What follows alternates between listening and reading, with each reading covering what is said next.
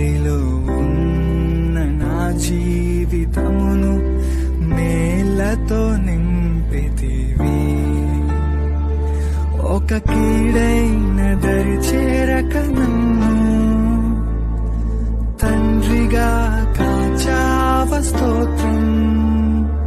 ఒక కీడైన దరి చేరక నన్ను తండ్రిగా కాచావ స్తోత్రం.